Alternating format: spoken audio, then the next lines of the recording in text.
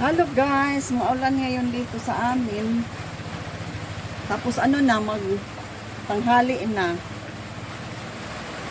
Maulan talaga, tapos nagsaing na ako. Mag-ihaw ako ngayon ng isda kasi parang nag-crave ako ng isda na inihaw. So mag-ihaw ako dito. So ayan, dito ako mag-ihaw.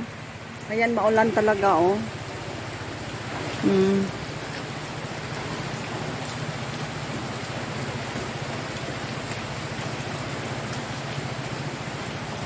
Ayan. So muna ako ng apoy, mag-apoy muna ako. Ang usok.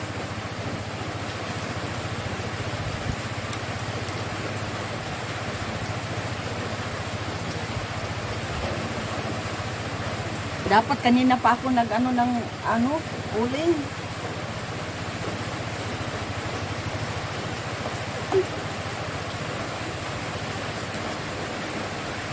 Lakas ng ulan.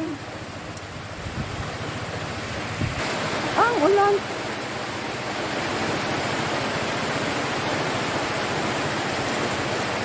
Sarap maligo.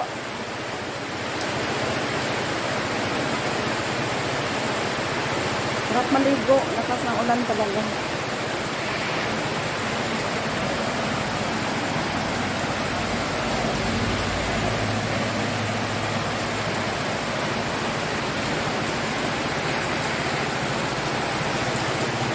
Ang ulan. Wala na yung kasi panahon na yung magtanim ng palay dito sa amin pag tag-ulan, November, yung ganyan. May na nga doon ng palayan. May nag-umpisa na sa harap doon oh. Ayun doon oh. Maingay sila kasi sila ng bungkal-bungkal ng lupa. Ayan oh guys. Ang malaki dito tinanggal ko na. Meron pa dito sa Ayun, sarap yung ulam natin ngayon, inihaw. Hapon kasi nagsabaw ako ng lunch ko. Nagsabaw ako, tapos ngayon, luto na yung kanin ko. So, dapat kanina, pagsalang ko ng kanin, so dapat nagpa-apoy na ako. Dapat ngayon, kain ako, nagutom na ako. Excited na ako Excited na ako sa nainihaw na isda. Uy, ipakita ko pala yung isda sa inyo. Andoon pa sa loob kasi yung isda. So, ito na guys yung isda. Ayan, minsan madilim. 2 piraso.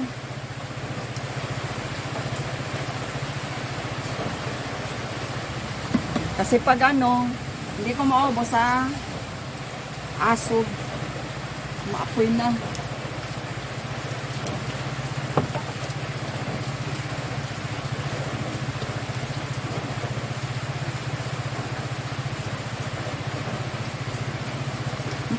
Mayroon yan, may kaliskis. Hindi ko tinanggalan ng kaliskis. Ayan oh. Sarap yan. Ayan na, sinalang ko na.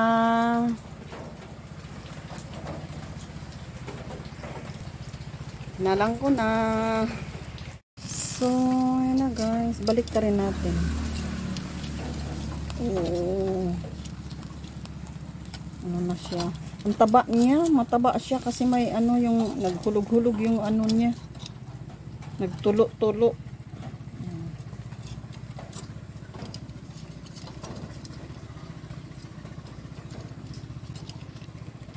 Sarap to kainin basta mainit pa.